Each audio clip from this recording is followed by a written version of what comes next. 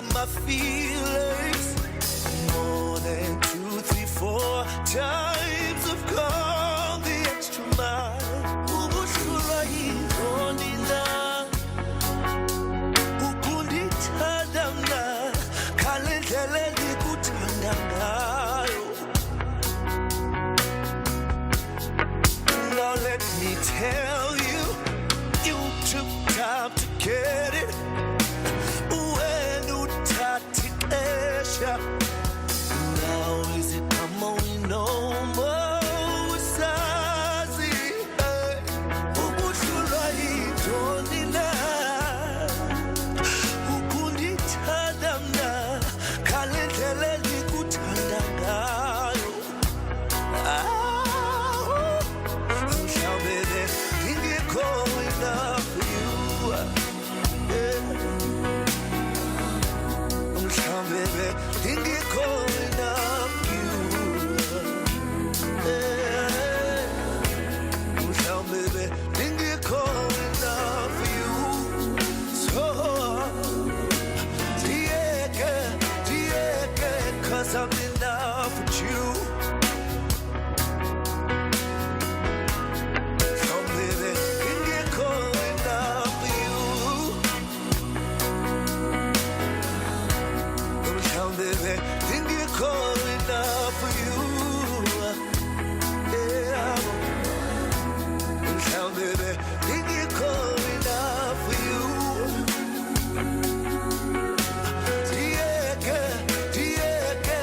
I'm enough with you.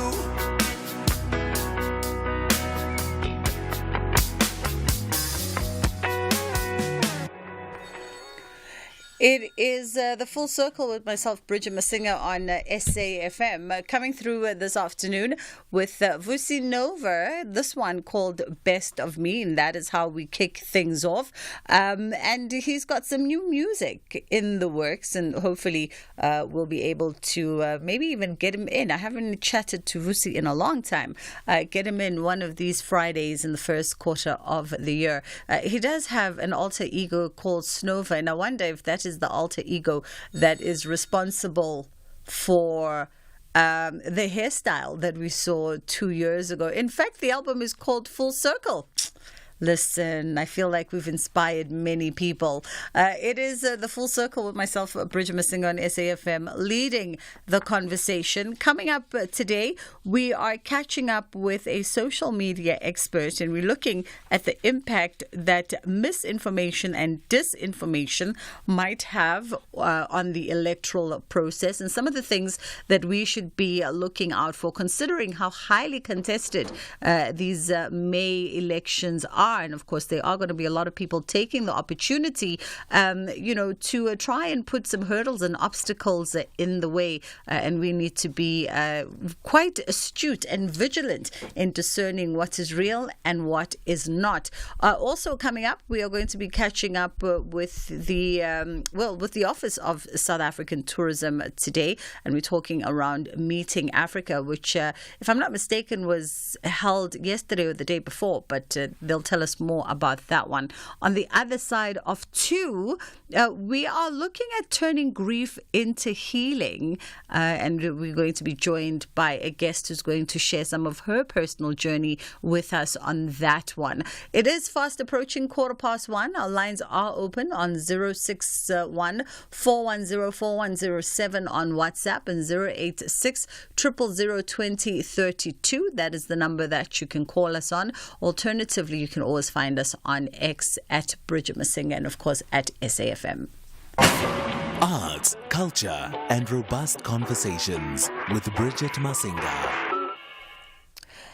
Joining me now for our first conversation, we've got Margriet Groeneveld on the line, who is a social media expert. And we've seen, of course, massive digital misinformation is something that's becoming quite pervasive in online social media, to the extent that the World Economic Forum has actually, highlighted it as a potential threat to our society. And, of course, course, to our democracies. And with us leading up to probably the most contested election of our democratic history, this is something that we need to keep a vigilant eye on. And we thought we'd catch up with Margriet and find out a bit more. How are you doing this afternoon? I am very, very well, thank you, and lovely to be chatting about the impact of social media in the upcoming elections. And I think what I want people to understand is this is not just a South African problem, it is a global problem. Both developing countries and first world countries don't know how to handle this. And we know that our Deputy President yesterday came out with a keynote to address this issue, and he actually put together some guidelines for people, and it's important for citizens to understand that it's each one's responsibility. So if people want this guide, they can get it on the internet, but I can in short say it's just a guide about how to use Facebook and Twitter in the right way during the election. So it's basically like a rule book to make sure that everyone plays fair online, because this is so important with all the misinformation and the disinformation.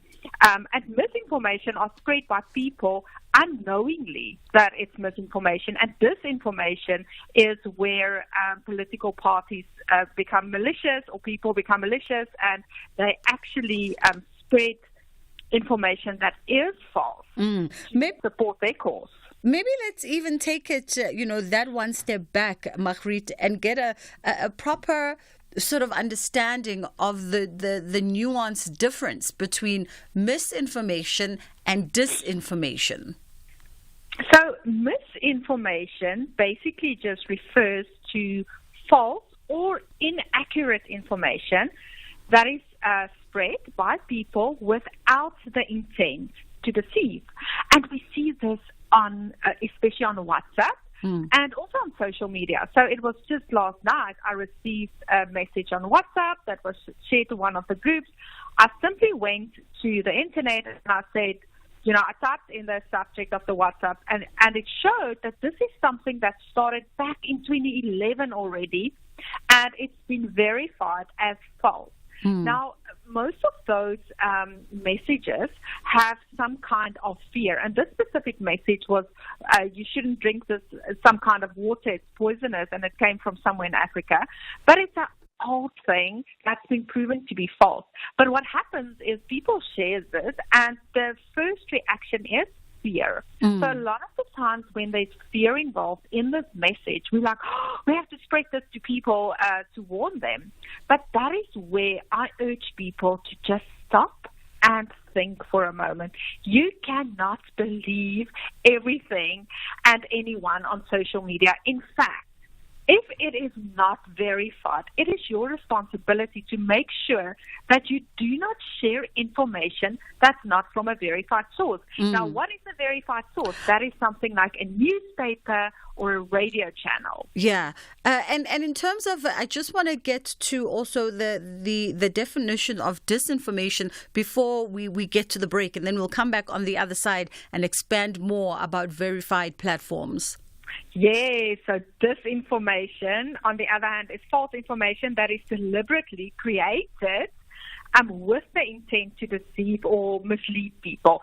And that is normally forces up there. We see in Africa's election, it was actually forces from outside. There was reports that from Russia and places like that. So that is disinformation.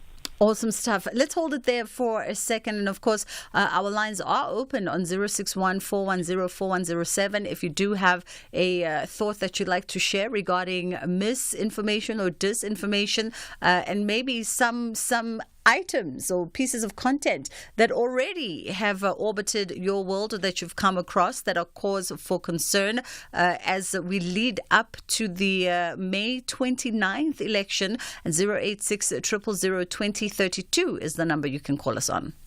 It takes one encounter with Africa for your world to change. From the 26th to the 28th of February, the global business event sector will experience the majesty of Africa at Meetings Africa. Meetings Africa showcases Africa's diverse services and products in the meetings, incentives, conferences, and exhibitions industry. Come experience Africa's spirit of collaboration at Sandton Convention Center. Meetings Africa, unlocking Africa's opportunities through quality connections.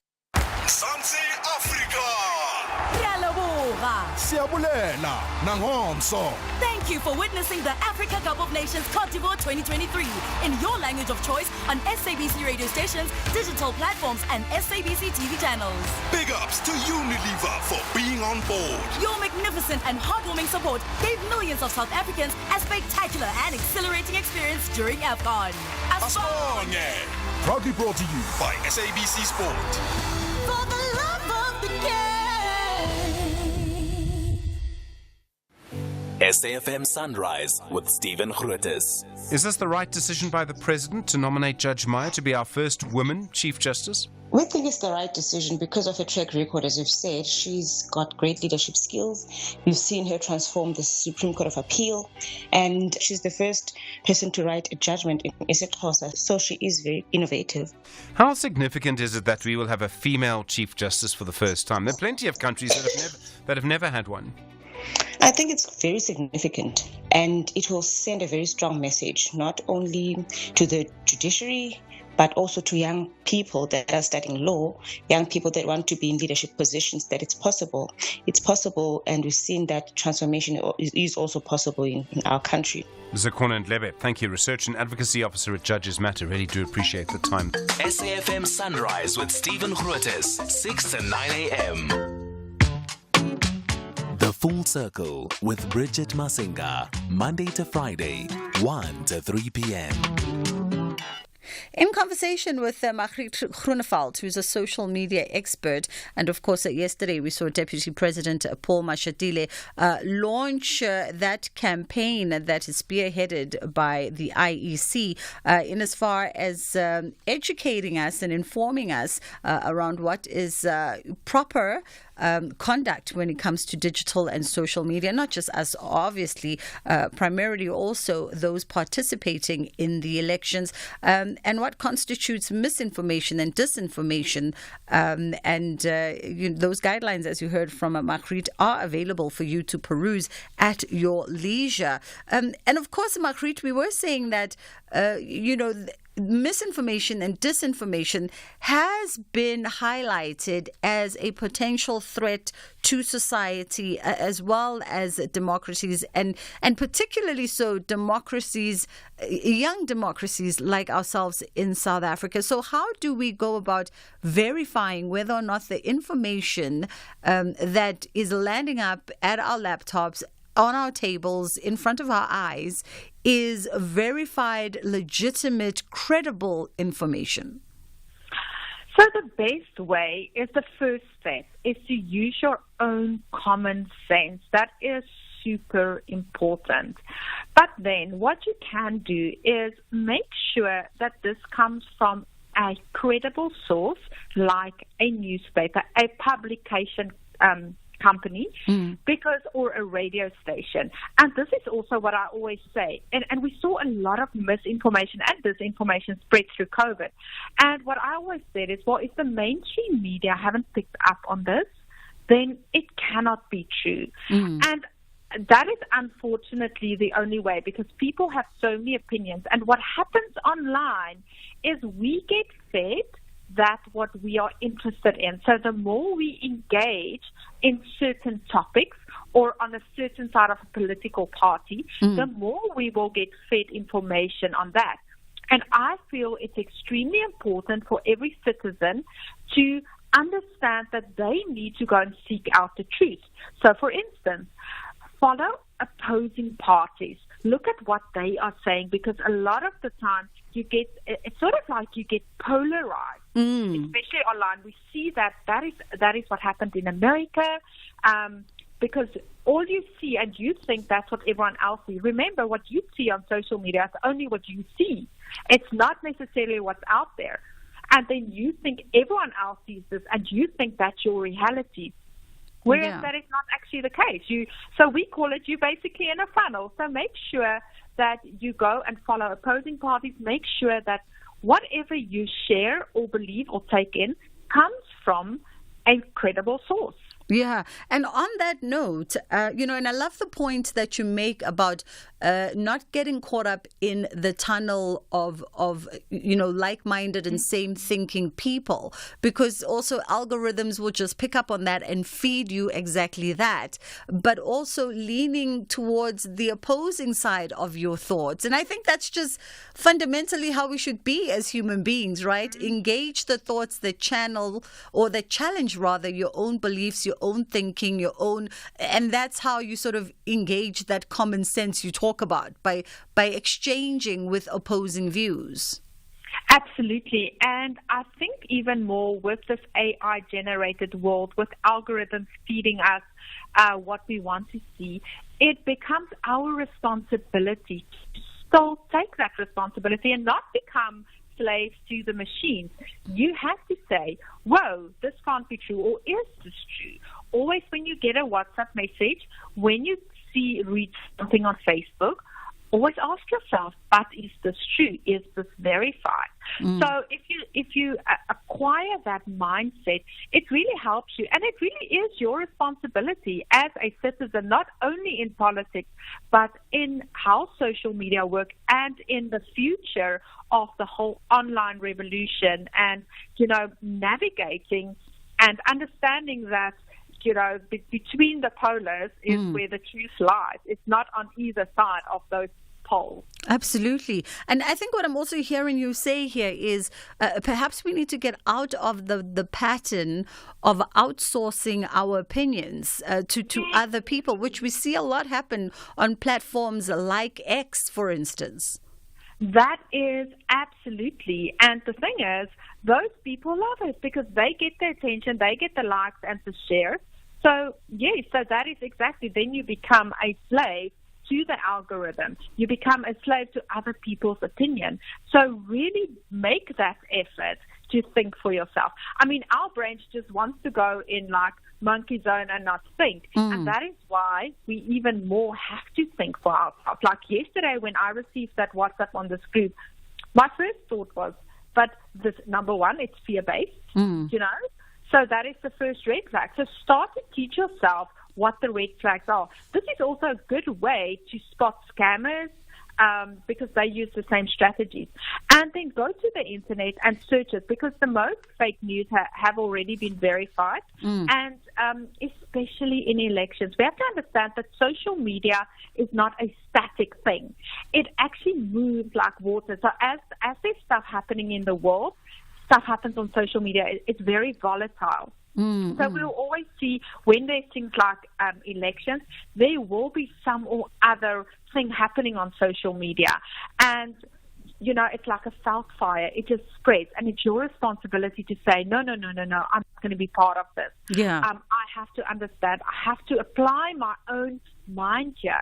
Because not only for the good of the country and of other people, but for your own good, because people don't understand in what big trouble they can get. I mean, there are court cases going on about people getting in trouble for spreading misinformation, for saying things about other people that damage their reputation, and for inciting violence. So we don't often hear about the court cases, but that can ruin your whole life. You think you're just part of this community doing this. No, you have to understand that you are responsible for every single thing that you share on WhatsApp, on Instagram, on X. Even if you didn't post it, but if you share it, you become responsible. Yeah. We've got a minute, but just to quickly touch on that, because the fear-mongering and the violence inciting, we're seeing that more and more on social media. And that's creating quite the panic. Yes, but you have to understand, you will, there's so many court cases, it's going to cost you money, so do not become part of that. You don't want, it's not worth risking your life, your family on that. do not become part of it. It is against the law. People don't understand that it's absolutely against the law. So a big rule of thumb is here. If a newspaper or a radio station wouldn't go out and say these things, like what we saw that inciting violence of Natal last year or the year before, you can't say that because a publication, they are governed by a body, and that body is governed by the law. But we as citizens are also governed by that exact same law, which means if we say that and if we do that, we can go to court, and it's going to cost you a lot of money. You can go to prison for that. Yeah.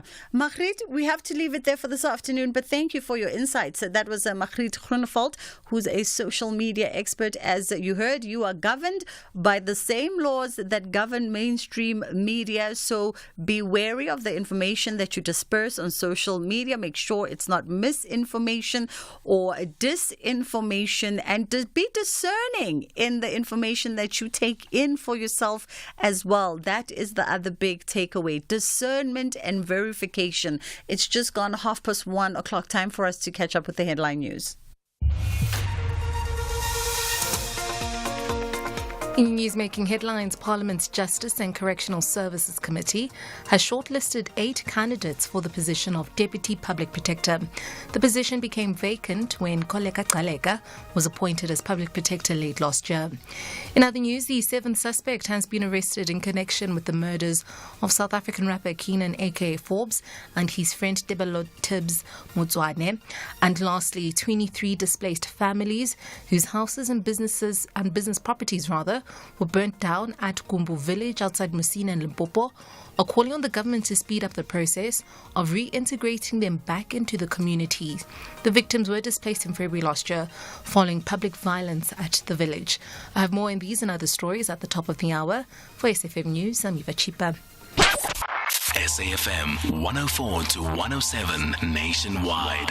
Leading the conversation.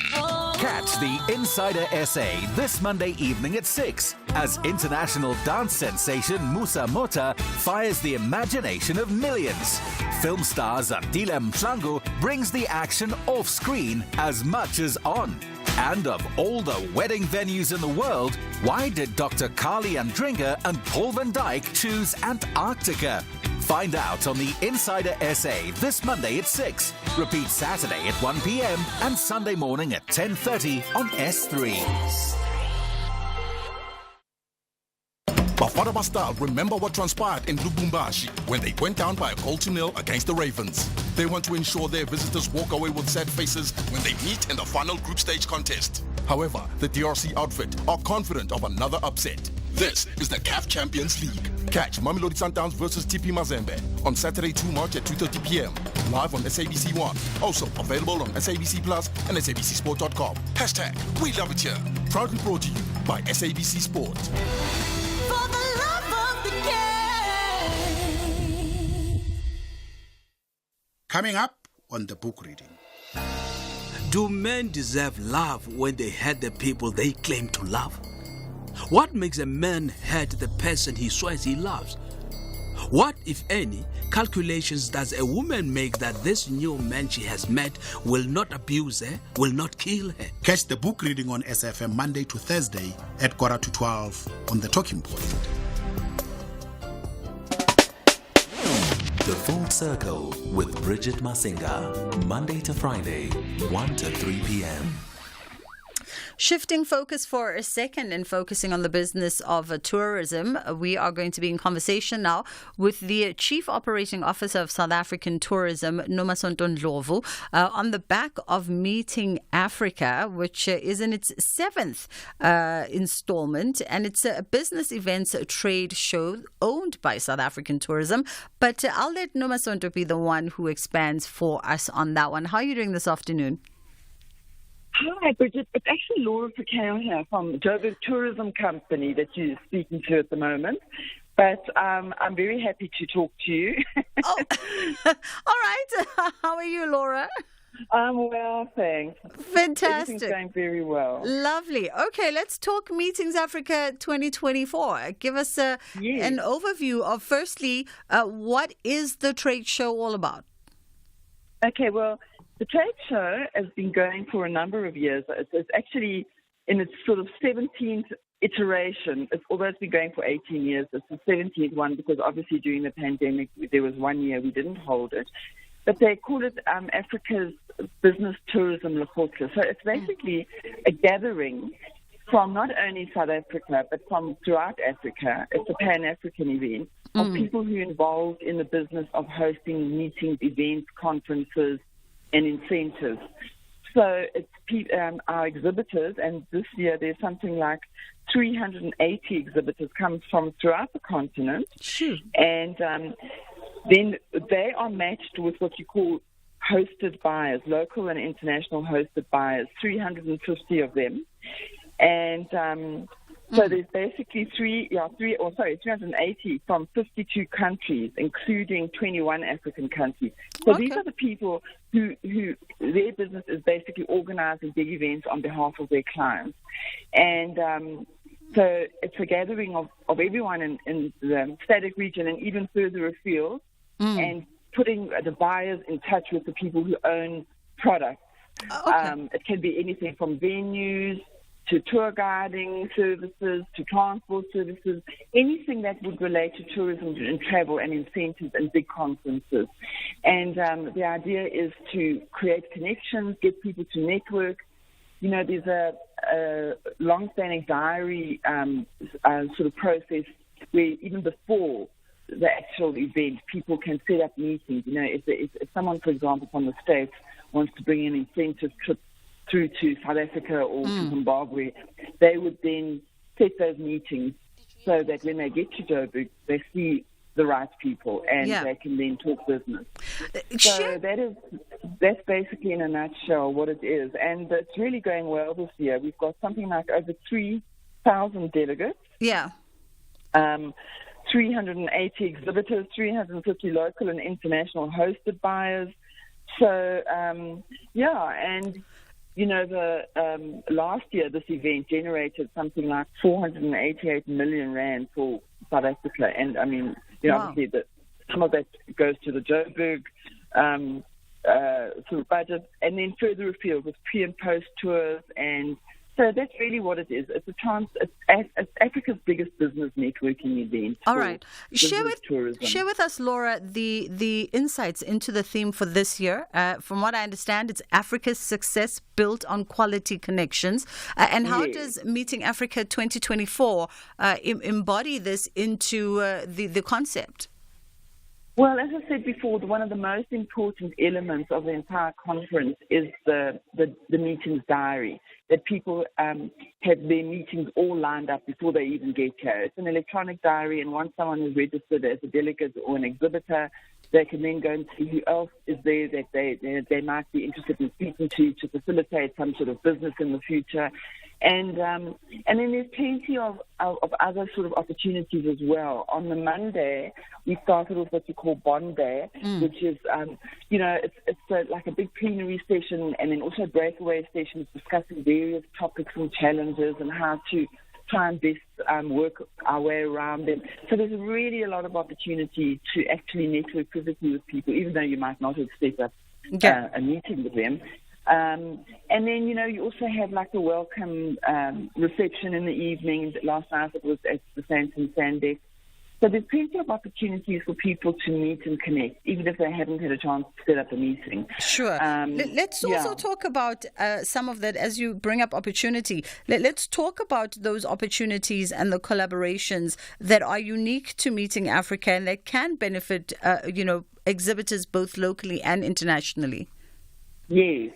Well, one of the elements that's also been very successful over the past 2 years is what we call the Sustainability Village. And that is actually sort of identifying and working with, identified SMEs who work sort of in the space. So it can be anything from tours to tour guides to tour operators, people who do arts and crafts, sort of furnishings and that. And there's a whole little village set up on one of the levels of the convention center. And one of the whole points about that is facilitating access to markets for SMEs who otherwise wouldn't have had the opportunity. And even on the Joburg tourism stand this year, we have hosted, I think it's 10 SME companies that are working in the eventing and conferencing space, and they are holding their meetings there, because these big expeditions, sometimes the cost to participate are prohibitive for smaller companies. So that is just some of the ways that we can help facilitate things over and above the sort of, as I said, the way of getting a stand, building a stand, and then actually, holding meetings that are sort of run through the meeting's diary. Yeah. And in just our final moment, as I run out of time, I know that this year as well, you've got some new exhibitors, the likes of Egypt, Cote d'Ivoire, as well as Tanzania. Yes, that's right. And we've had Rwanda and Zambia and Zimbabwe before, but this year, as I said, it's Cote d'Ivoire, Egypt, and Tanzania are the newbies. Yeah, I mean, there's more. There's actually, I think there's something like 19 new exhibitors that we've got this year. But obviously, some of them are locals as well, and it's really buzzing.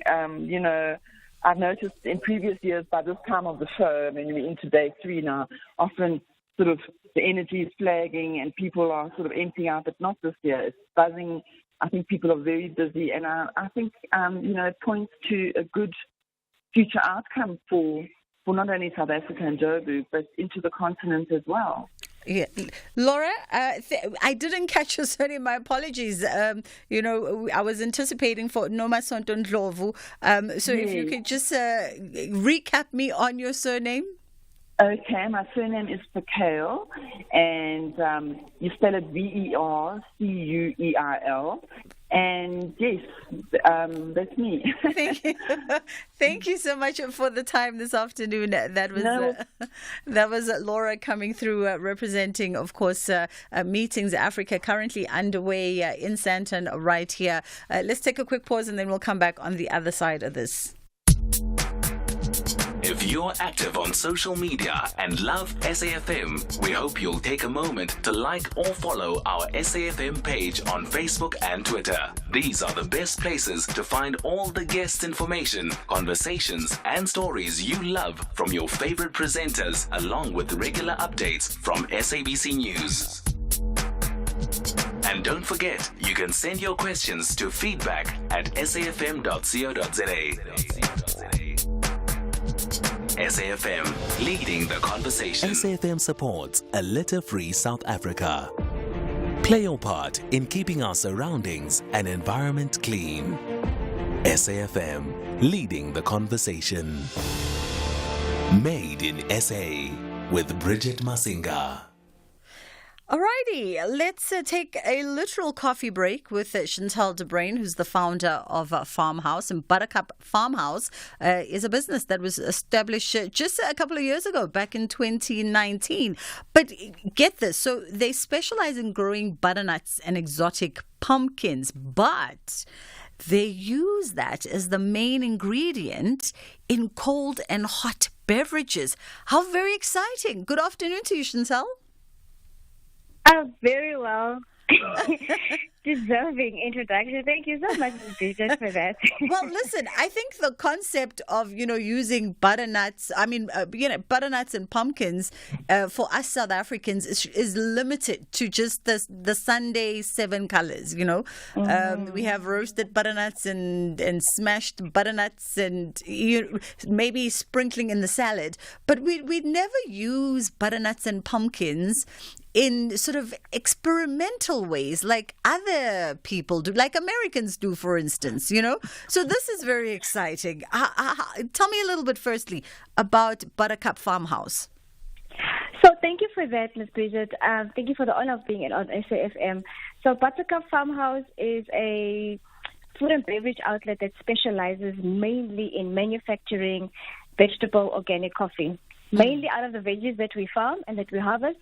So we're currently doing our butternut, which is also our exotic pumpkins, and we do a lot of experiments on the broccoli and the spinach and the beetroot side of vegetables. Yes. And the idea of incorporating, organic vegetables into other elements like beverages? You would not find it. We're also the first in the world. Really? To actually use, yes, which is a great, great, great honor. So it's the first in the world that has actually made up a product out of a vegetable, which is basically our coffee. Yeah. However, a coffee cherry is also a vegetable. It's a fruit, but none other coffee beverage has been actually manufactured through a vegetable, which is the pumpkin / your butternut. How this came about was that we're big on coffee. My grandfather is OG old coffee person in the family. Okay. And he was diagnosed with liver kidney infection, which was due to all the caffeine he's been consuming for the past 50, close to 60 years, right? And we're not saying we're here to stop people or prevent people from dying. However, the report came back, his health report came back positively when I, as an innovator in the family and a small-scale farmer, as a product developer, invented a little mash for him at home, and the doctors saw a market for this. So I was using him as a calculated risk to give him something that he was not allowed to have, and pumpkin, which we also have almost every day in the week of the day in the house. We have pumpkin and butternut from time to time. Very we have coffee every hour of the day. Yes. So I took it into product development, and today we have a product that's running for 5 years. Yeah. For the market. Tell me this, Chantal. Okay, so Granddad gets these unfortunate news diagnosis, which is linked to his love for coffee, you know. And then, so you are off farming, tending the agricultural lands. What then sparks the idea to connect the two, to say perhaps there is a way that we can utilize butternut and organic vegetables, you know, to create your beverages of choice, and that also has good health benefits? Because I don't think I would have drawn that connection. So my grandfather is very dear to my heart. And as an innovator, you know, we like to solve problems that are very close to our hearts. So he was a real good problem. And my focus at the time was to solve a problem in our own household, right? So I figured we love coffee. We love pumpkin. How can the two come together? And this all really was just inspired by a vision also to say, what would a beverage like this be in every household all over the world? And this is where it sparked to grow interest. And what drives the business till today is the testimonies we receive from people who are not allowed any caffeine in their system due to all other health chronic illnesses that they may be immune to. So this was a product that really was just an idea in the household, but it eventually turned into a business. And in terms of the benefits, Chantal, because obviously, you know, your data shows that there are some real health benefits here.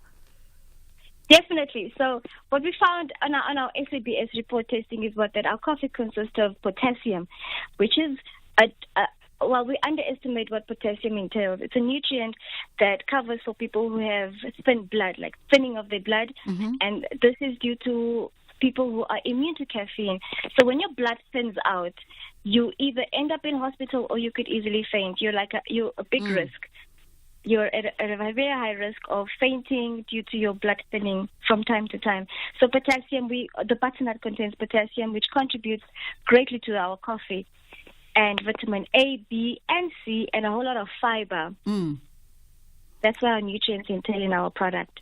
Very interesting. I mean, listen, I'm not much of a coffee drinker myself, but I think I'm quite willing to give this one a shot and just test it out and see how it fares for me as well. Also, I'm very curious about the flavor profile, considering that you're also saying Granddad was, you know, is an avid coffee bean connoisseur.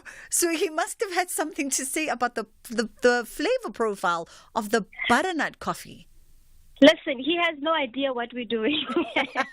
He could care zero what we do, what it tastes like. He just wants his old coffee. But from people's different taste and the little taste buds, all our taste buds differ. So we have incorporated a few flavoring in our product, which is a subtle, it gives you a good aroma. It's almost the same coffee effect, but I think it tastes more like a dream.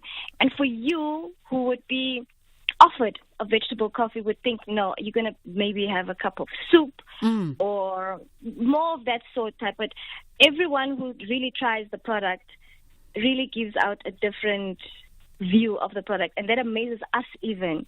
But it really tastes like a dream. I must say it myself. It is one of a kind cup of coffee. I believe you. I believe you. For anybody that is listening to us and that wants to get a hold of some of the flavors from Buttercup Farmhouse, what's the most convenient way to find you guys and perhaps place orders? So we'll be in a food lovers market near every province in the next 8 to 9 weeks. Oh. So we're busy with, yes, we've just been listed with the food lovers market, and they've been really a great safe space for us to grow with them as an SMME, growing into this business journey in the processing sector as the coffee producer and coffee manufacturing. So we've been listed with the food lovers market, and we're busy with production. It's been a heavy, interesting exercise. It has not been an easy one, but I'm very grateful for it. So we'll be at a food lovers market store in the next 8 to 9 weeks. We're asking for a bit of patience on that one. You've got all of our patience, and congratulations on that. It's a pity that we've run out of time and we couldn't get into, just setting up the business and ensuring retail space, because that is difficult. And for you to be able to get into a major food retailer like Food Lovers Market, it definitely means that you are doing something correct. So to you and your family, all the very best of luck, and we appreciate the time with you today. And of course to Granddad, who was the willing guinea pig and experimental pig on this one. I'm sure he's more than happy to see the fruits of your labor. That was Chantal de Bruyn, founder of Buttercup Farmhouse. And as you heard, in the next 2 months or so, you can find them at your local food lovers market. They're probably going to be in the caffeinated drinks section of the food lovers. I'm quite eager to actually experiment and see, what this does for me, considering that I don't drink coffee. I don't like coffee. So it'd be interesting to find a organic vegetable beverage that has a similar alignment to a caffeinated drink. It's just gone past 10 to 2 o'clock. It's time for us to get into Kids Corner. Get South Africa's best adventure SUV. The new Ford Everest Sport 2-liter auto bi-turbo 4x2, now from only $14,499 per month with no deposit. With 20-inch alloy wheels and black exterior accents. Get the new Ford Everest Sport at your nearest Ford dealer today. T&Cs apply. Gauteng MEC for Finance, Jacob Mamabolo, will present the budget to the legislature on the 5th of March at 10 a.m.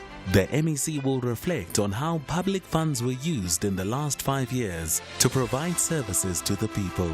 He will further outline the priorities of the Gauteng government and how the budget will be allocated to support economic growth, create jobs, fight crime, and improve the living conditions of people in the townships, informal settlements, and hostels. This message is brought to you by the Gauteng Provincial Government, growing Gauteng together. USM Alja want to finish their Group A matters on a high note, while Matsatsansa Pitori target an away victory to travel back to Mzansi's capital city with pride. This is the CAF Confederation Cup. Experience the beauty of African football. USM Alja FC takes on Supersport United FC on Sunday, 3 March at 9 p.m. Live on SABC Sport on DTT Channel 4. Also available on SABC Plus and SABCSport.com. Hashtag We Love It Here. Proudly brought to you by SABC Sport.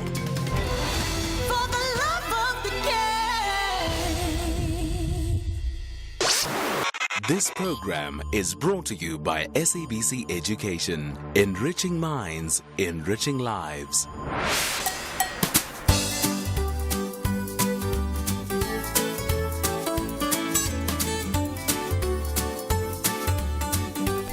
Hi, my name is Asamba Chabalala. I'm 11 years old from Ekoli.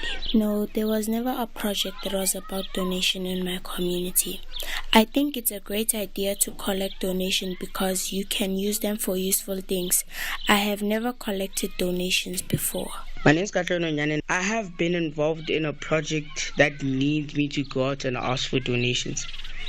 How I felt about being told about the idea of collecting donations for the project is I thought it would be a fun social activity that I could do. But it was really stressful and tiring at the same time. Still had fun. I think it's a great idea because you're socializing with people instead of just asking for donations on the internet. Some challenges I faced while collecting donations is some people weren't interested in donating. Others just didn't care about what we said, and it was tiring. Very, very tiring. Hello, beautiful people of Mzansi. My name is Vanzi Hlongwane. Yes, I have been a part of a project where we had to donate money in order to fix some area in the school. Every single person was complaining about our bathrooms.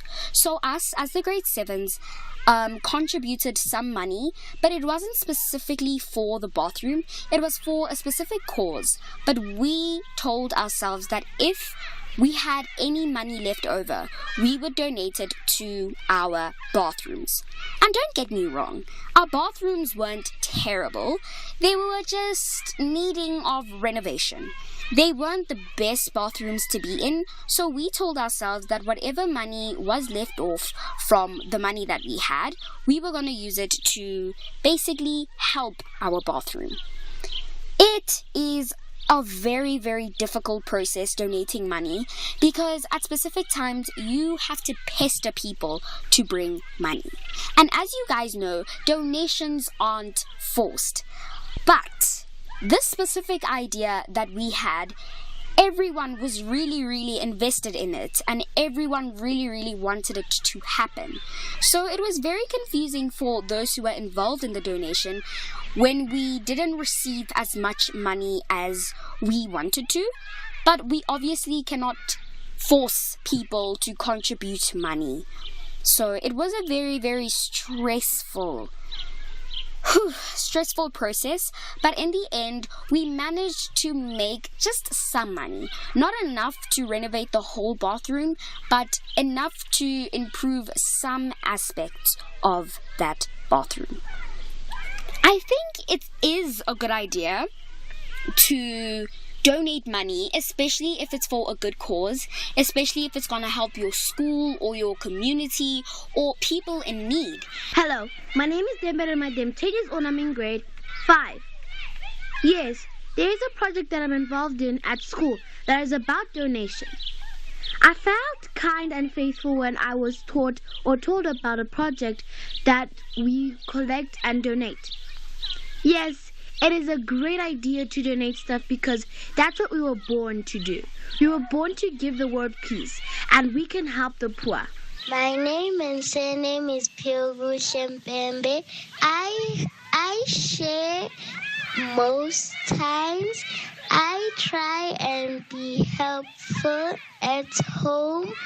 My teddies are my favorite toys, and I need them too. The way we can give back is to clean our communities, our schools, and give toys to the children who do not have toys, and giving back is never enough.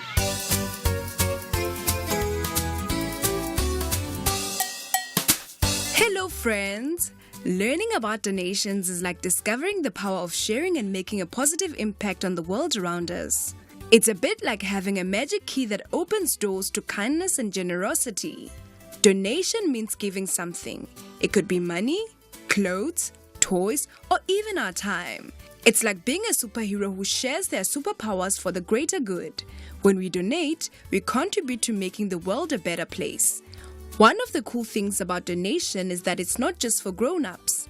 We can be young heroes too. It's like having a special mission to help others. Donating can be as simple as giving away things we no longer need or sharing a little bit of what we have. Understanding where our donations go is a bit like being a detective. You can ask questions or do a bit of research to find out how your contributions help others. Whether it's supporting a charity, helping others in need, or contributing to a cause, Your donations have the power to create a positive change. Donation is also a bit like planting seeds of kindness. When you give, it's like sowing little acts of goodness that can grow into something big and wonderful. It's a way of creating ripples of positivity that spread beyond what we can see. Learning about donation teaches us empathy and compassion. It's like having a special lens that helps us see the world from different perspectives. When we realize our actions can make a difference in someone else's life, it's a bit like discovering the true magic of giving.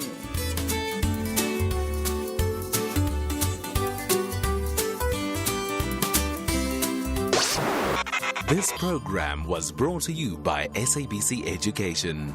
Enriching minds, enriching lives. Independent and impartial. This is SAFM News. Top stories for this hour. Parliament shortlists candidates for the position of Deputy Public Protector and the 7th suspect arrested in the AKA murder case. Good afternoon, I'm Eva Chipa. Parliament's Justice and Correctional Services Committee has shortlisted 8 candidates for the position of Deputy Public Protector. The position became vacant when the then Deputy Galeka was appointed as Public Protector late last year. The committee received 44 nominations for the position. The term of Deputy PP is 7 years and can be renewed for another term. Zelene Merrington reports. The committee decided to nominate at least 50% female candidates. They will be interviewed in person early next month. The shortlisted candidates are Advocate Sehame Tibehile, Advocate Tommy Bunguzane, Mr. Azwidini Mavudula, Advocate Seliso Tipanyane, Advocate Sipakazi Muleshe, Ms. Ponachejo Mukhaladi, Ms. Lindiwe Mkize, and Advocate Marie Marriott. Zelene Merrington, SABC News, Parliament. The 7th suspect has been arrested in connection with the murders of South African rapper Keenan A.K. Forbes and his friend Tebelo Tibbs Motswane. The pair were shot dead on Durban's Florida Road in February last year. 2 other suspects who were arrested in Eswatini at the weekend will need to be extradited. Police spokesperson Robert Nichunda says 5 suspects will appear in the Durban Magistrate Court tomorrow. Police in KwaZulu-Natal have arrested the outstanding suspect in the murders of Keenan A.K. Forbes and his friend Tibelo Tibbs Motswane. The 30-year-old suspect was arrested on Wednesday, and his arrest brings the total number of suspects arrested for the murders to 7. 5 suspects will appear in the Durban Magistrate Court on Thursday.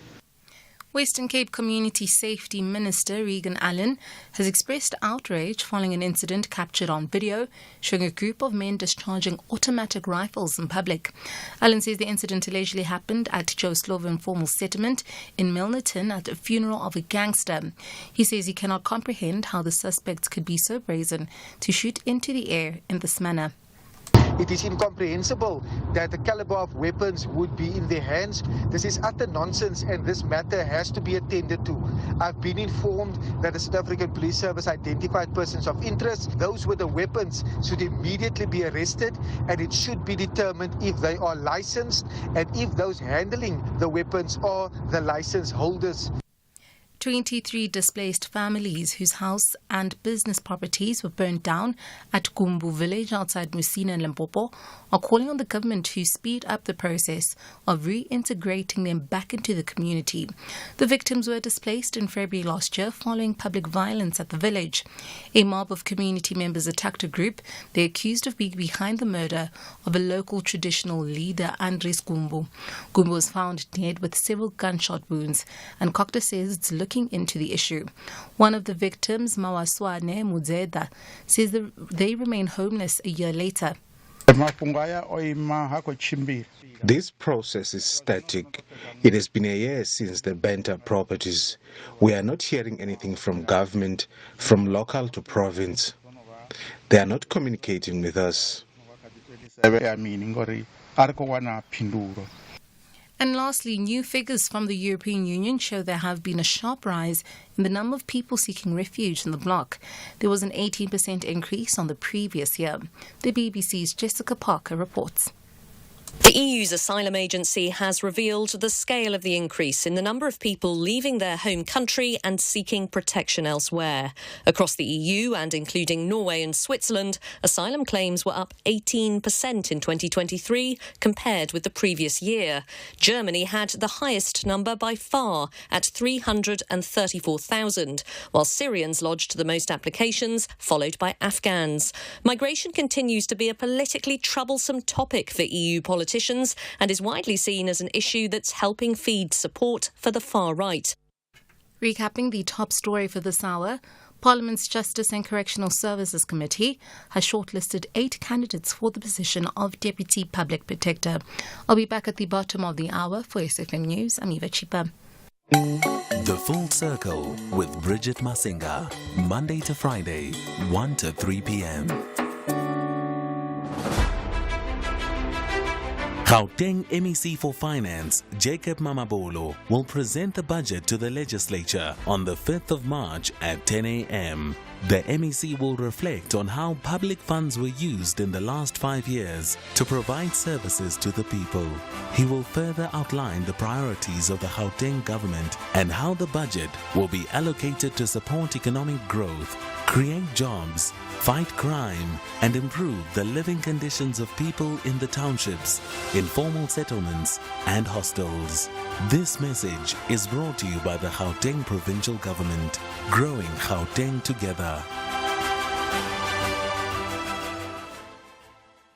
Bafana style, remember what transpired in Lubumbashi when they went down by a goal to 0 against the Ravens. They want to ensure their visitors walk away with sad faces when they meet in the final group stage contest. However, the DRC outfit are confident of another upset. This is the CAF Champions League. Catch Mamelodi Sundowns versus TP Mazembe on Saturday 2 March at 2:30 p.m. live on SABC1. Also available on SABC Plus and SABCSport.com. Hashtag We Love It Here. Proudly brought to you by SABC Sport. For the love of the game. The Full Circle with Bridget Masinga, Monday to Friday, 1 to 3 p.m.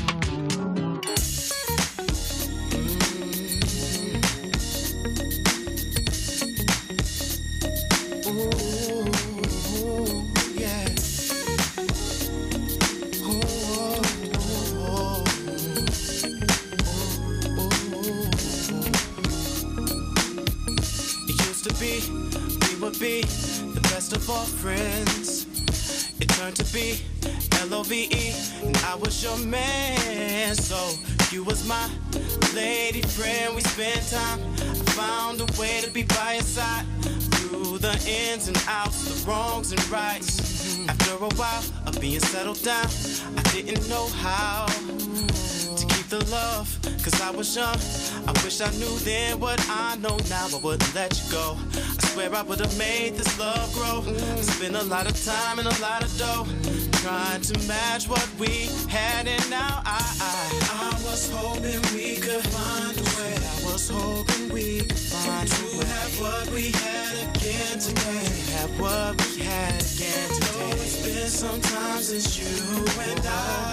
It wouldn't hurt to try to find our love. Wish that I would have known the treasures I found. I didn't know until you left. I loved your smile just the other day. Your girl said that you can't stand me. I know you don't mean that, can't we? Just slow down a minute and talk it out. I've been through my share of love since then. Ooh, don't know about what you've been through, but nothing compares to what we had. All I know is I need you back, and I know that you need me back. Baby, let's try again to find our love. Oh, I was hoping we could find a way, yeah, baby, to have what we had again today.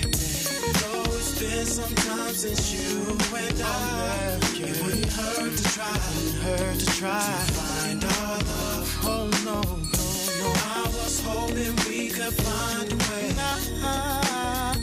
to have what we had again again today. To have what we had again. Oh, it's been some time since you and I. It's too long. It wouldn't hurt to try. It wouldn't hurt to try. To find our love. Oh, baby.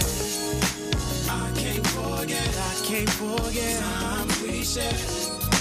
Didn't know love until love was gone. Till I moved on. Now I'm right back to square one again.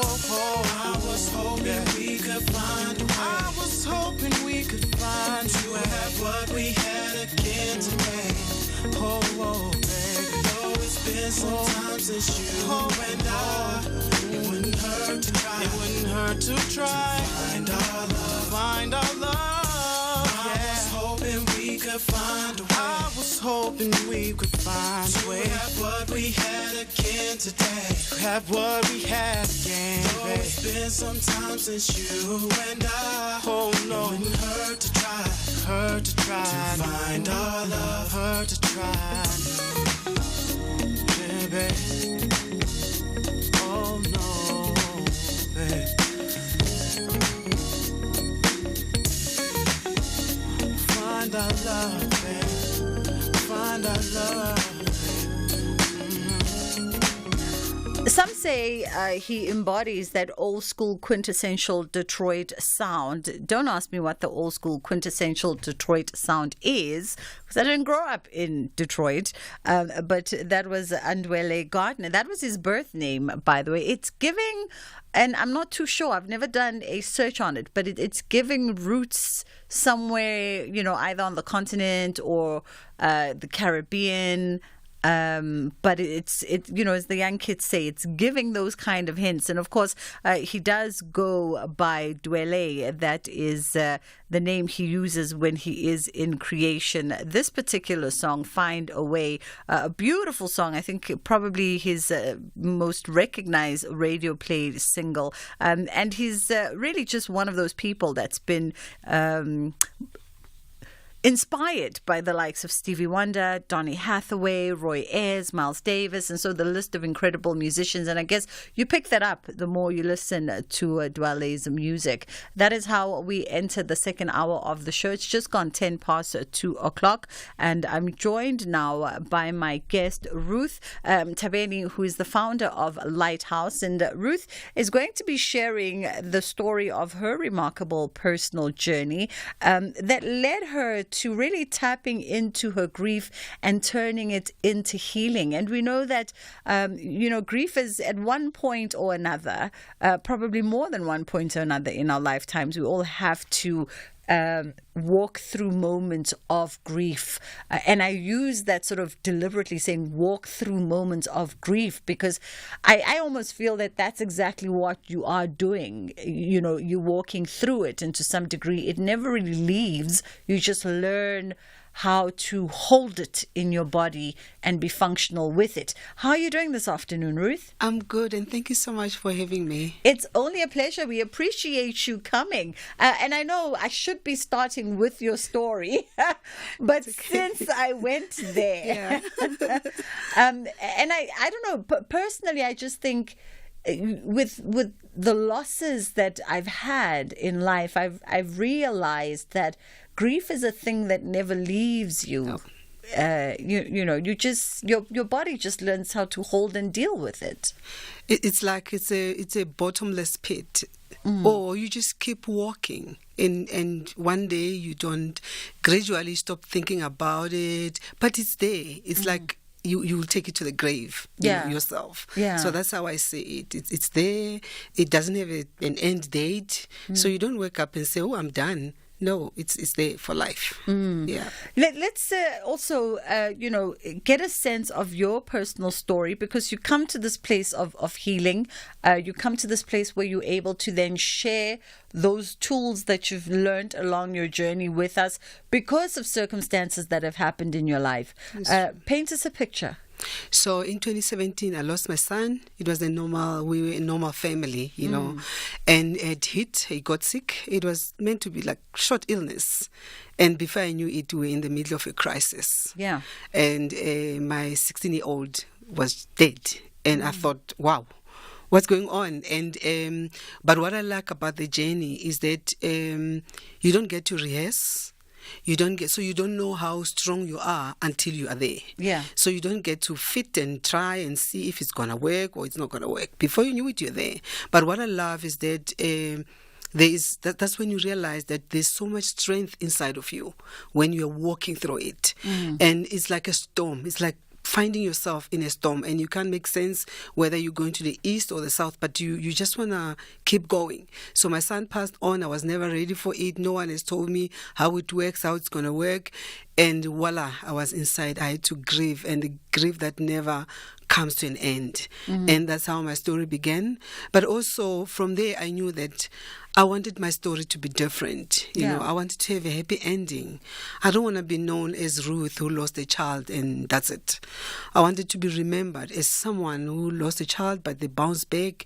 I was resilient, and I'm committed to helping others cope with their grief as well. And when do you get to this point of realization? Because you know, for those listening, they think, well, maybe someone might be thinking, I don't know, someone might be thinking, okay, but easier said than done when you are in the eye of the storm. When do you get to this point where you go, this is not going to be the strap line to my life?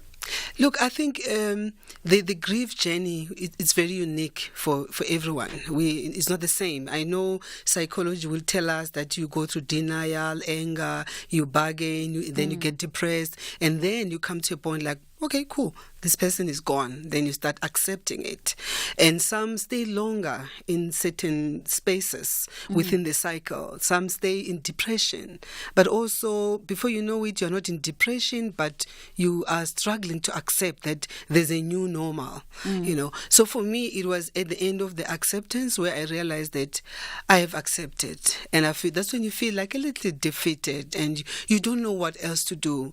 But I felt so much strength inside of me to say, I am in control. I want to own my story, and I also want to own my scars. And these are not scars of shame. And because death comes with shame, or grief brings so much shame, you know, you feel sad and depressed. You don't want to be talking to people, and you feel like it's your fault and all that. So I knew that I don't want to be sad forever, and I want to do something with my life. And that's how I was able to get the inner strength inside of me to say, I want to accept, but I don't want my story to end in acceptance. I want to do something about my story. Sure. Very interesting, because I mean, if you're listening to us and you're listening to the conversation with Ruth today, and perhaps you've gone through your own moments of grief, or perhaps you're going through your moments of grief right now, you know, and you feel safe enough to share with us your journey, this is a safe space. You know, 061-410-4107 is the number that you can WhatsApp us on if you want to send through a voice note, or 086-000-2032. You can call us on the live line if you'd like to call us and share your perspective with us. And people deal with grief very differently, right? As you said, people, there's no formula to how grief must look, how it must feel, or how long it's going to be in your orbit. That's very true. I think the most important thing, we're living in a world where we all want to be portrayed as strong. You know, people don't like weak people. We all want to be strong. We want to be remembered as the strong one. But I think for me, the biggest thing is that you need to acknowledge that I am painful. It hurts. Remember, grief is not about losing a loved one only. You lose your job, you get divorced, you lose friendship, you move to another country, or then you grieve for the past. You know, and if you don't acknowledge that it hurts, it's painful, then you act like you're all good, like you're fine, and you know you're not fine. So for me, is that you need to acknowledge that I'm very broken, I'm very hurt, and I need to get out of where I am. Otherwise, you stay longer in depression, and then it gets complicated. And the next thing you want to die. And we all don't want to be there, you know. So for me, it's there to say you need to know how it feels, and you need to be honest to yourself before you can act all courageous out there. You need to be very honest with yourself to say, I am very broken. Yeah. And I appreciate that you also touch on that, Ruth, the fact that grief comes in many ways, right? And for you and your family, it came in the most brutal and the most final of ways with the death of your 16-year-old son. But grief, and you're allowed to grieve for things in your life that have ended. And sometimes you feel a great sense of loss because a relationship has ended, or a friendship, a marriage, a partnership, and it can have similar feelings of desperation and anxiety and loss darkness and everything else that is associated with death. Yes. And people almost feel sometimes that they're not allowed to feel as intensely about that. That's because it's not as final as death. That's very true. That's very true. So sometimes we grieve with death. People think like, oh, okay, there's a grave, there's evidence of what happened to you, you know. But if you miscarry a child, people go like, what's your problem? You're gonna have another baby, you know. Keep trying. You lose your jobs, like, you can still apply, you know, and look for. It's even worse. Let's say you lose a colleague. And people think like, please stop exaggerating. It was just a colleague, yet you're grieving inside of you. We all don't know how connected you were to that person. So it's like forbidden grief, you know. You want to grieve openly, but you can't because you can't explain it, you know. You can't explain the connection. And I think we all grieve in different ways. So I think the worst thing is when you cannot even express your grief and try to embrace your new normal to say, this is where I am at, and it's going to be like this going forward. Sure. 20 past 2 o'clock. Let's take a quick break here. I see you, Michaels, and I see you, Kurt, in Cape Town. 086 000 2032. That is our number if you would like to call us and share your experiences. We're talking grief this afternoon with Ruth Tabeni, who's the founder of Lighthouse. And a little bit later on in our conversation, we're also going to talk perhaps about the tools that we can engage in order to get to a healthier place and perhaps even work and find your way back to some kind of happiness again, because there is life once travesty has hit you. 0614104107 is our WhatsApp line if you'd like to send through a voice note. There's a song that goes, "Money can't buy me love." And that's true. But then they told us all you need is love, which anybody with a mortgage will tell you most certainly is not true. Love won't pay your parking tickets or your student loan. It's also needy.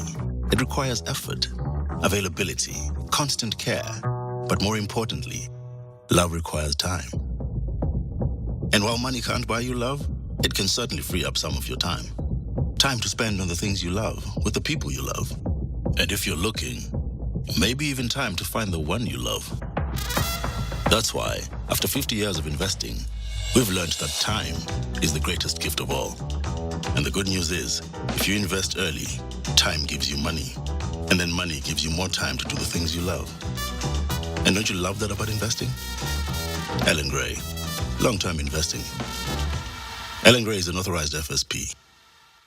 ES Tunis is adamant a win is non-negotiable in front of their home fans against the Sudanese Giants. Meanwhile, Al Hilal is inspired that the best conclusion of the group stage is to triumph on foreign ground. This is the CAF Champions League. Witness Africa's beautiful game.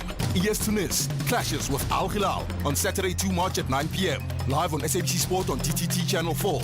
Also available on SABC Plus and SABCSport.com. # We Love It Here. Proudly brought to you by SABC Sport.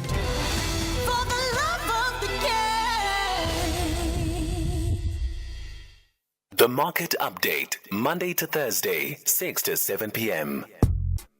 Want to stay ahead of the financial game? Join us tonight from 6 to 7 p.m. for an insightful journey through the day's market developments, financial updates, and investment news. Tune in for your daily dose of financial intelligence as we navigate the twists and turns of the financial landscape with expert insights. Only on the SAFM Market Update. SAFM Market Update with Jimmy Muyaha. The Full Circle with Bridget Masinga, Monday to Friday, 1 to 3 p.m. We are in conversation with my guest, founder of Lighthouse, Ruth Mtabeni, who through her own personal journey of loss has found ways, innovative ways to cope and fostering resilience within, and obviously has used her story as a beacon of hope for others that are experiencing similar challenges. And as we continue our conversation, we invite you as well, if you'd like to share, if you've experienced grief and deployed some emotional and psychological tools to help you to get to the other side. What have those been for you? And maybe if you're going through your moment right now and you just want a safe space in order to ventilate wherever you may be, mentally, emotionally, wherever you may find yourself this afternoon. 061-410-4107 is our WhatsApp line. And of course, 086-000-2032 is the number you can call us on. Michael's out in PE. How are you? Ruth, maybe you might want to put on those headphones for Michael's. How are you, Michael's? I'm fine, and how are you? I'm good, thank you. Go ahead. Okay, I think the price that one pays for love is grief. Right? I think that's the price that one pays for love. It's grief. And the thing about grief, it doesn't have, there's no formula to it. There's no textbook. Psychologists might say you go through this period and that period, but that's just academia speaking. There's no textbook or formula to it. But one powerful tool of grieving, I think, is crying. I think crying is a very healing, powerful tool, even though society frowns on men who cry. But I think crying is a healing tool. Absolutely. That's what I wanted to share. Absolutely, Michael. When my mom passed away, my mom was my soul. She was my heart, and crying is what I'm still healing. You can't get away from it, but I think crying that suits my soul, if I can put it that way. Absolutely. Thank you for sharing, Michaels. A very important part of the process is letting it go in whichever ways you can. And I think I often say to people, when people lose loved ones and we all reach out in whatever form, I often say in my messages that there's nothing I can say. There's no word I can say that would bring you comfort. There's no prayer I can share that would bring you comfort in this moment, because nothing makes sense, right? Mm-hmm. But I'm there for whatever moment you find yourself in. If you want to sit in quietness and stillness, I'm there. If you want to cry in the arms of somebody, I'm there. If you want to shout and scream, whatever it is that the moment that you are in, and you can have 50 moments in one day. Very true. In this process. Yes, yeah. So I think for me, it's important to allow the person who's grieving to guide you on how they would want to be helped, because then you start offering words of comfort, and it's very overwhelming. It's just too many things that you end up saying the wrong things. Yeah. Yet you wanted to say, it's like saying, oh, you're going to move on, or you're going to have another baby. And no one wants to hear that when they are grieving. And you end up saying the wrong things, most especially in the spiritual space, the Lord is given, the Lord is taken. Yes. You don't want that. You don't want that. So it's important to wait for the person who's grieving to guide you. And sometimes it's a season where you also lose friends because they're not equipped to understand what you are going through. And it's still okay when people don't understand. So don't overwhelm people with condolences and words to say, I will do this, I will do that. It's like, how are you feeling? Sometimes condolences sound like it's a very mechanical statement, you're just saying it because what else can you say? So rather, like you're saying, that sometimes it can be so good to be quiet, come to my house to comfort me, but you don't have to say anything, just being there. So sometimes we end up saying the wrong things, trying to comfort, and that's where it gets complicated as well. Absolutely. Kirk, out in Cape Town, how are you? Hi, I'm good. And yourself? We are good, thank you. Go ahead. Wonderful. This is such a wonderful topic which you're discussing today. And dealing with grief is such a personal and private thing at times, but at other times it should be a shared thing. And I lost my mom in May of last year. and I missed her passing by like 30 minutes. I arrived at the hospital 30 minutes too late. And that was part of my my journey in dealing with the loss of my mom, who I was so close with. And I think that for me, I've always tried to empathize with the person who has lost a loved one and try to give them space to come to terms with their loss. And when I lost my mom, I appreciated all the messages and all the calls that I received. But I try and take a different angle to support somebody in their grief, in that I generally just send them a message, and social media is so wonderful for this aspect. I send them a heartfelt message, a personalized message of just sharing that I'm thinking of them and I'm praying for them because I'm a Christian. Yeah. And my thoughts are with them. Give them time, and then a few weeks later, when all the dust is settled in terms of the burial and whatever the that part is, I then contact them in person, whether it's in face to face or via a call, just to touch base with them and know that people still care for them and whatever. Absolutely. And with the loss of my mom, there were many days that I drove to work with tears down my cheeks when I hear the song on the radio because we were so close. And all these things you deal with, as the days and the weeks and the months go by. And as your guest has said, it doesn't get easier. I can't imagine what it's like for her to have lost a child. I lost a parent who was old, elderly, and sickly. So whether it's worse or I don't know. But I think it's just important for people to know that you support them, you're thinking of them, and that you care for them when they have lost somebody. Absolutely. Kirk, thank you so much for sharing. That was Kirk out in Cape Town. It's just gone 2:30. Let's take a quick pause here for the headline news. We'll come back on the other side of this. And, of course, our lines remain open if you'd like to be in contact. In your news making headlines for this hour, the DA has filed papers in the High Court in Pretoria seeking leave to appeal the full bench judgment that dismissed with costs its bid to have the policy of cadre deployment declared unconstitutional. In other news, Parliament's Justice and Correctional Services Committee has shortlisted 8 candidates for the position of Deputy Public Protector.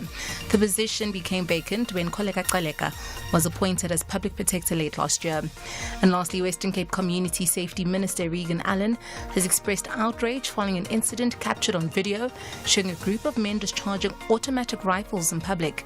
Allen says the incident allegedly happened at Joe Slovo Informal Settlement, where there was a funeral of a gangster. I'll have more on these and other stories at the top of the hour. For SFM News, I'm Eva Chipa. Let's have the conversation. WhatsApp voice notes on 0614 104 107. Good afternoon to you and your listeners. I feel like we should also discuss compounded grief. I personally went through what I would say is grief to the power of 3. I lost my late husband during the process of a divorce, and afterwards, we lost the home that we lived in when the estate went under. And throughout the entire process, his family and some people in my life made it very clear to me that I had no right to be upset and to grieve. And that sent me down a spiral. It's been almost 4 years now, and what has finally been a breakthrough for me in the past 6 months was simply accepting that I'm allowed to be upset. I'm allowed to miss him, and I'm allowed to grieve him regardless of the circumstances at the time of his passing and with everything that unfolded afterwards. I hope that helps someone else. Thank you. Shoo. Touching on what you were saying earlier on as well, that sense of giving yourself the permission to grieve different circumstances in your life and how things have unfolded. Yes. I think the most important thing as well is to say, don't let anyone tell you how you should feel. It's your journey. It's you who's grieving. Don't let people tell you how you should do it. Even if they say, oh, it's 15 years later, oh, you should be better. Oh, you need to move on. Get over it. It's your journey. You need to own the journey. It doesn't matter how people see it. It's you. If you're moving slowly, that's okay. It's your pace and you're working on it. I think the biggest thing is to say you need to keep on moving. You cannot afford to stay in one level of grief, because then you become, you'll suffer from depression, anxiety, and then it becomes very, very complicated. Yeah. So you need to tell yourself to say, it's my journey, I'll own it, and I'll do it my way. Yeah. One of my favorite accounts to follow on Instagram is an account by, he focuses on relationships, but more from the perspective of love, and more from the perspective of loss and losing love and breakups and when things come to an end. Matthew Hussey. And he always speaks from the sense that, it's okay to grieve, the end of relationships and to accept the end. And then he always highlights that what we also grieve, we must acknowledge that we also grieve the what would have been. That's very true. You grieve everything that you foresaw in your future that will not be anymore. And that, I think that shifts your mind sometimes, especially when you're dealing when you're dealing with all the griefs, whether it's breakup, finality of death, it's the what would have been. Definitely. It's not really the past experiences. It's what the future could have been had this person been here. And also, if it's marriage, it could have been better. We could have been having babies by now, these kind of things. And I think that's the most painful grief, because it's somewhere in your head. It's not tangible. And I think that's the most difficult part of the grief as well. 086 000 2032. That is the number you can call. Hopefully, we are endeavoring to provide a safe space for you to share your journey with grief and how you've dealt with those moments, be they moments in your past or perhaps moments in your current present. 061 410 4107 is our WhatsApp line. Let's also talk about some of the strategies that you've sort of mastered in your journey, the strategies that were introduced to you that have worked for you in order to get to the other side. So for me, first I had to acknowledge that I was broken, I was hurting. And I didn't want to cover up the pain. I didn't want to act like it's not there. But also, I allowed myself to express my feelings in a tangible way, like writing how I feel today, I wish I could do this, but also writing a letter to your loved one and being honest. If there were unfinished issues, you had just messed up, to say, I wish you were here, I'm really sorry for what I've done, or today I miss you. Just to have a proper closure. The person is not here, they passed on, you had some few issues that you wish they were here, you could. So this deals with your guilt as well, to say, I don't want to be holding on to something to say, oh, maybe it's me who killed them by saying this and this and that, So I express my feelings in writing, but also try to maintain all my hobbies. If you go to the gym, try to, as soon as you get some energy, because grief can be so draining. It can drain your energy as well. And we can both agree that you'll be lying there in bed and you don't know if you want to stand up or you just want to lie there the whole day. So to pursue and keep on following your hobbies and your interests. If you want to go hiking, if you're a person who used to go hiking, try gradually to bounce back and start doing those activities. But also another thing, I needed to take care of myself physically. I know sometimes when in a tight corner where you're grieving, you feel like, okay, maybe I should get a smoke. That's where we end up finding ourselves in spaces of taking excessive alcohol and drugs, trying to numb the pain. So I had to take care of myself. I knew there were some of the things I didn't like walking. I didn't like, because I was like, I've walked enough to last me a lifetime. But I knew that I needed to do something to get myself out of the house. I needed to breathe a bit. I needed a different space. So those are some of the strategies that I had to implement for myself. But more than anything, I had to seek professional help. I don't know anything about what I'm feeling. You know, they'll tell about the stages of grief. I couldn't figure out where I was in the stages to say, where am I? But I'm angry, you know. Then they would say, oh, you're angry because you're on the second stage of the grief process. So seek a professional help, but also create a community of very like-minded people who have gone through what you're going through, or people who are very sympathetic to what you are going through, instead of wanting to be out there and having opinions and, you know, social media. Yeah. You're still grieving, you're still licking your wounds, but you want to say something, and then they come for your throat, and then they finish you off, and you back to where you were, like point zero. You know, so for me, I think it's very much important. Take care of yourself emotionally, spiritually. If you've got spiritual, religious activities, go there, find yourself, find strength. If you go to church, go to church. If you want to go home to your mom, go home to your mom. Yeah. You know? Yeah. I love that, and I think we will leave it on that point today, because that the strategies that you highlight, so important. Just finding your mobility again, finding your anchors again, and your sense of self again.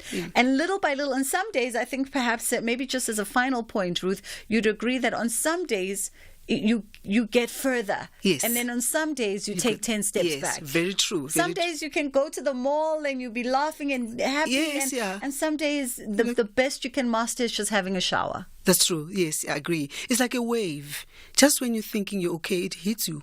You fall far away from where you thought you were. So, yeah, that's great for you. But it is possible. You can bounce back if you learn to master. And also understanding that I need to leave away the old system, the old self, and embrace the newness, the new me, the new normal. And it is possible to navigate through grief like that. There we go. In conversation today, thank you so much to my guest, Ruth Mtabane, who is the founder of Lighthouse. Hope that whatever moment you find yourself in right now in your life, that some of what she shared today has helped you just take one step forward. They say that time heals all, but I don't know when it comes to grief. I just think you just learn to move with it. You learn to carry the load in the way that does not debilitate you. It's just gone 3 o'clock. Let's take a quick pause here. Aldrin's going to come through and let us know what's coming up next, and then we wrap things up with Kopano Cohen, and we're talking mental health. Keeping up with your TV license balance inquiries is now simpler than ever. No more waiting in queues. No more phone calls. Just SMS your ID or TV license account number to 44210 and secure your legal viewing fast and simple. Standard SMS rates will be charged. Terms and conditions apply. TV licenses. Pay yours. Make a difference. The Portfolio Committee on Public Works and Roads Community Safety and Transport Management will conduct a public hearing on Marine Pollution Amendment Bill and Transport Appeal Tribunal Amendment Bill on the 29th of February 2024 at Madiboho Community Hall in Madiboho, Naka Mudirimulema District, Ching Community Hall Extension 4 in Vennesdorp, Dr. Kenneth Kaunda, Hamariba Tribal Hall in Morukwenya, Dr. Ruth Sohomosi Mumpati, Letabile Community Hall in Letabile, Buchanala District. All hearing starts at 10 in the morning. Mzansi Africa! All roads lead to FNB Stadium on Saturday, 9 March for the Soweto Derby. And we want you to be part of it. SABC Sport and Vodacom are giving you a chance to win your share of 30 double tickets. That's not all. As a Buccaneer or Corsi fan, you can also win double jerseys of Orlando Pirates or Kaizer Chiefs for you and your friend. To enter this exhilarating giveaway, head over to sabcsport.com and visit the competition page. Entries close on Tuesday, 5 March 2024. T's and C's apply. Hashtag We Love It Here. Proudly brought to you by SABC Sport. For the love of the game. Here, there, and everywhere. SAFM 106.2 FM in Tohoyandou. You're listening to Bridget Masinga on SAFM. Aldrin St. Pierre is in the house. How are you doing? I'm well. How are you doing? I'm fantastic. Apparently, I'm supposed to be short. You're supposed to be short? Yeah. Like you have to be every day. So what's coming up? What's coming up on the show? So, 7th suspect has now been arrested in the AKA and the Tips murder case. Yes. This is following the announcement yesterday that 6 people have been arrested. So, the 7th one has now also been arrested. We'll be speaking to the police around that. Was there any doubt? Was there any doubt that this was ever a hit? I feel like, we were told something that we knew. Okay, can it be quiet now? You said be short. Okay. Okay. And then also on the show this afternoon, Vodacom is going to the Constitutional Court to challenge the SCA judgment, which was in favor, of course, of Makate in the Please Call Me matter. It's going back to the Constitutional Court again. Oh, wow. Again. And one of the issues that they are raising is that if the SCA judgment is upheld, it would lead to vast and wide-ranging impact on the attractiveness of South Africa as an investment destination. And also opening every other sector for their employees to come and be like, no, but that was my invention, no? Yeah. The question also is what are the lessons that Vodacom has learned from this? I wonder. If any. I'm sure they've learned. And what happens to the CEO? Are the shareholders asking questions of the CEO? And how Vodacom has dealt with this matter? So what we're going to do is that we're going to have a reputational damage impact angle on the story, and want to know from the listeners as well whether this Makate matter has swayed them in how they perceive the brand Vodacom. I wonder. Mm-hmm. Because some people are even saying that, no, I'm going to boycott Vodacom. But we live in a country where you have only how many? Is it four network providers, cell phone network providers? And the best of them is Vodacom as well as MTN. As MTN, which have the most number of subscribers as well. So what other options do you have? Yeah, well, also we know that people like to say they're going to go boycott and then they don't. So, but it would be interesting. I like that perspective of what lessons have been learned by Vodacom on this one, and we've spoken to a lot of legal people around sort of just that employer-employee who owns what. And the general consensus seems to be, when you're employed and the terms of your contract state that you provide a service and whatever, or product, and if you happen to do something innovative within that space and time, it belongs to the company. The IP belongs to that. So I don't know, which I think is the other point where a lot of people are also like, and I'm like, but it seems to be clear by labor laws who owns because what. the company wanted to incentivize him before. So he's saying that, but no, wait, this is not too this little. Yeah. Angazi Aldrin St. Pierre. I'll be listening on the radio. That's coming up on Beyond the Headline today with the Aldrin St. Pierre 3 to 6. The man is about to make broadcasting history, he says. Hey, Sobona Pambi. SAFM 104 to 107 nationwide. Leading the conversation. It takes one encounter with Africa for your world to change. From the 26th to the 28th of February, the global business event sector will experience the majesty of Africa at Meetings Africa. Meetings Africa showcases Africa's diverse services and products in the meetings, incentives, conferences, and exhibitions industry. Come experience Africa's spirit of collaboration at Sandton Convention Center. Meetings Africa, unlocking Africa's opportunities through quality connections. USM Alger want to finish their Group A matters on a high note, while Matsatsansa Pitori target an away victory to travel back to Mzansi's capital city with pride. This is the CAF Confederation Cup. Experience the beauty of African football. USM Alger FC takes on Supersport United FC on Sunday, 3 March at 9 p.m. Live on SABC Sport on DTT Channel 4. Also available on SABC Plus and SABCSport.com. Hashtag We Love It Here. Proudly brought to you by SABC Sport.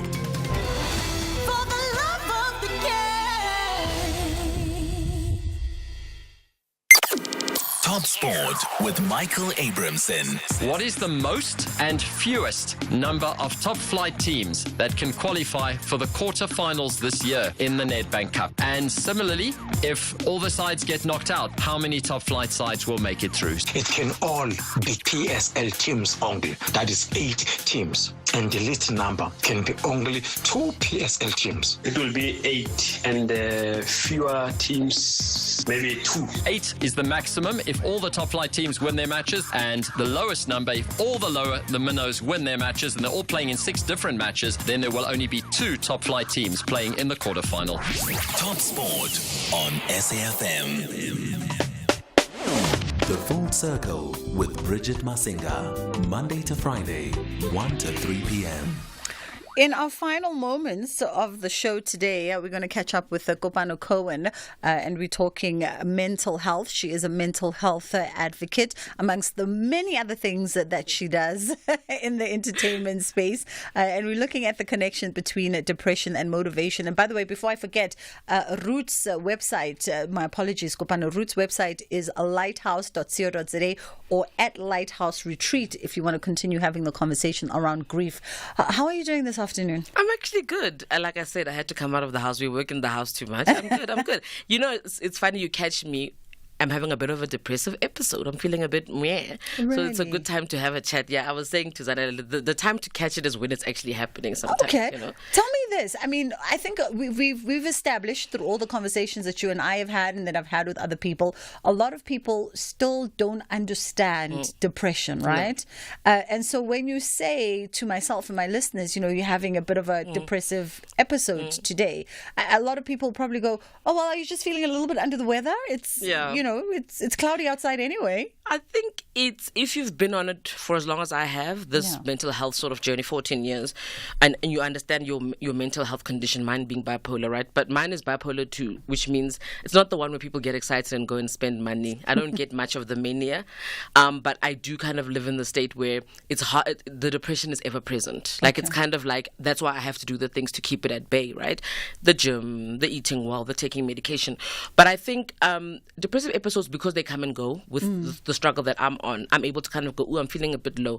But I think maybe the best definition for me, Bridget, with depression is the inability to find pleasure in things that you would usually find pleasure in is the first kind of definition that stuck with me. Because, for example, my husband will say, oh, I haven't seen you really enjoying a series or something on TV lately. So there's things that he knows I find joy in. And when it starts to look like you're not finding joy in the things you typically find joy in, it's kind of when you can go, I think I'm a bit low. Yeah. But I think because I am on that spectrum, I'm always thinking about it. Yeah. So, and I think it's funny how it manifested this time with because I'm a very driven person. Yes. I work hard. I love what I do. And this time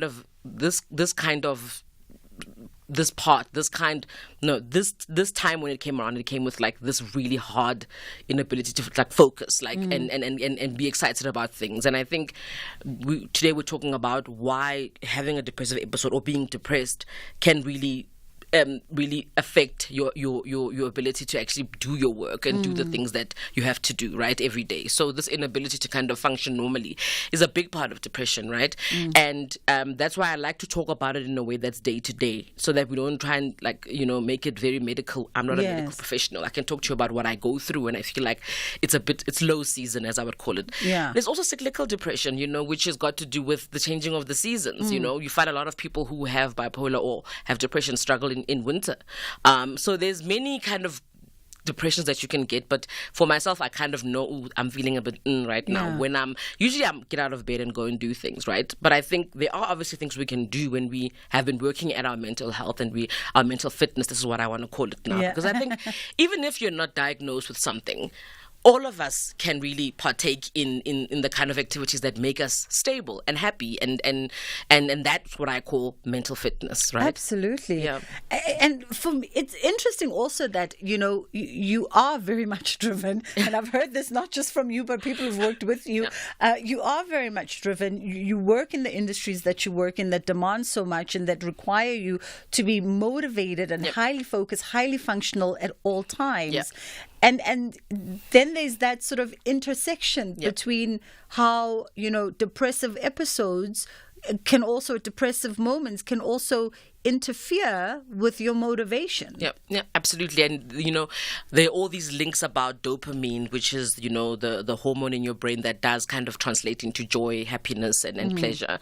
And how the pursuit of goals Sometimes you're pursuing goals even when you're not getting the dopamine hits along the way, Yeah. because you've got this bigger thing, in front of you. So sometimes you have to keep going even when you're feeling low motivation. And that's across the board. That's for all of us, right? It's just that when you're depressed, it can become a little bit more debilitating because you're already dealing with sort of your brain not really being very good at the happy hormones anyway, right? Yeah. Being medicated helps. I mean, I am medicated, and I advocate for people to get medication. I think a lot of people see it as like, cop out. But if you have diabetes, you take medication. These conditions we have are not things we make up. They are actual physiological tests that get to the point of, I think you have this condition. Medication helps to kind of keep you from going too far down that. I think the first time I was medicated, it was a very low moment, and I was considering, there was lots of suicidal ideation. That's what we call it now. And since having taken medication, I have not gone to that point before. I know I'm a bit low. I know I'm a bit, I might need a bit more therapy. I might want to talk to my therapist, but I've never gone all the way there ever since I've been medicated, because that's what these medications are meant to do, is keep us stable, right? As stable as possible. But again, bipolar is it's an ongoing thing. You don't, and I say to people, I have the poor man's bipolar because I have bipolar too. There are people who get to go and be Miss Party and dress in bright colors, and there are people who have a great time, during mania, as long as it doesn't go too far. I'm just typically going, let me just try and stay here in the state of, let me reach equilibrium and stay here. That's been my struggle for the last 14 years, Bridget, but here we are. We manage, right? It helps to love what you do. I think you and I have spoken about this before. Yeah. I don't know if I could be as stable as I am if I didn't love television and content and film. If I didn't wake up and get to do the thing I love the most, it would probably make it very, very much harder than it is, right? So with loving what you do, even when you're not motivated to do it, you've got years of memories of loving it. Yeah. You've got moments. I get these flashes through the day of like, oh, I remember what that felt like.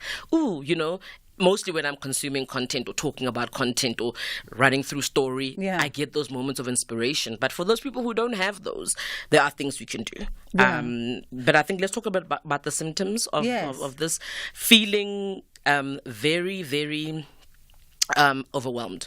And this obviously comes with the sister, which is anxiety, right? Depression and anxiety are friends. They work in a cycle like this. You're anxious, you're depressed, you're anxious, you're depressed.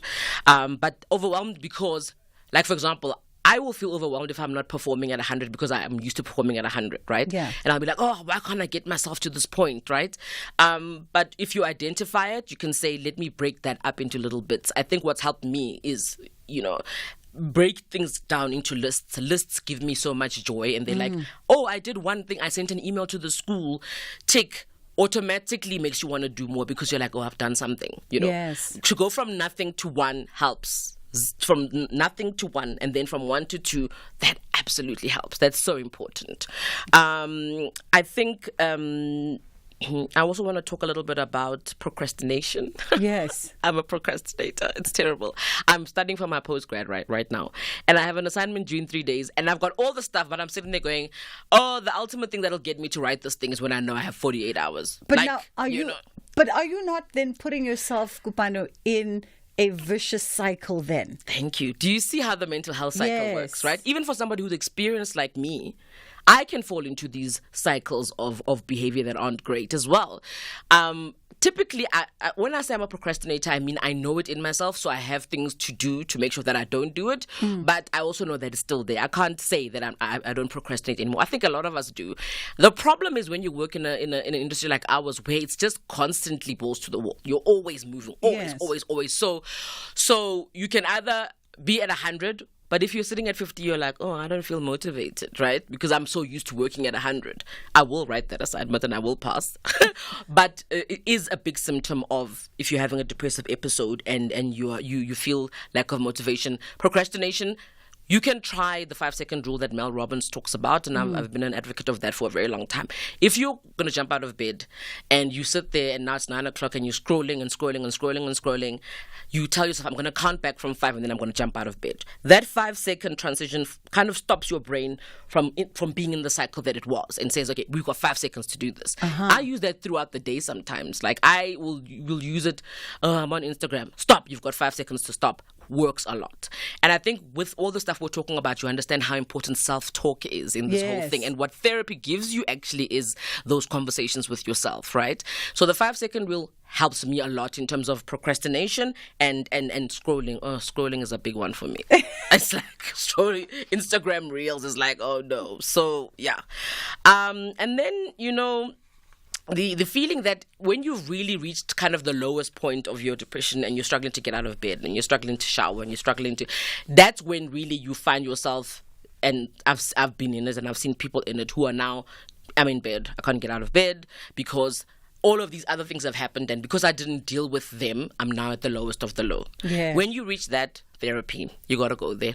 You got to go to your therapist and articulate these things. I saw a picture the other day about they had someone with their hands out like this, and they said your words, and they were falling through the fingers, and as soon as it was written down, it became your words were collected, right? So speaking and writing things kind of takes them out of the realm of I'm not quite sure to here's to where I am.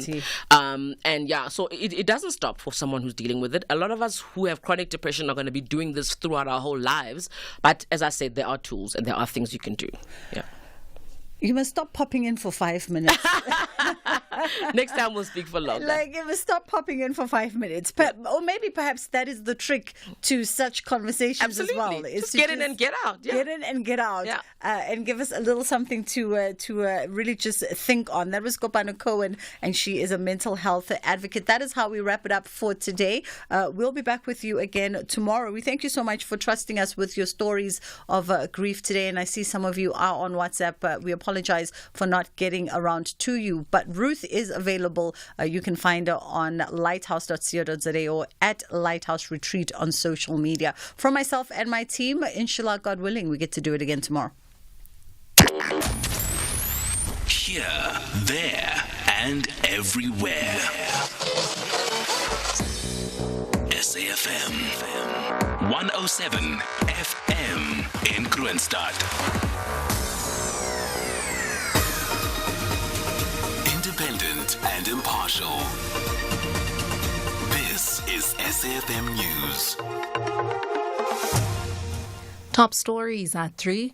DA seeks leave to appeal cater deployment ruling, and the Northern Cape SOPA to cost 3 million rand. Good afternoon, I'm Eva Chipa. The DA has filed papers in the High Court in Pretoria seeking leave to appeal the full-bench judgment that dismissed with costs its bid to have the policy of cater deployment declared unconstitutional.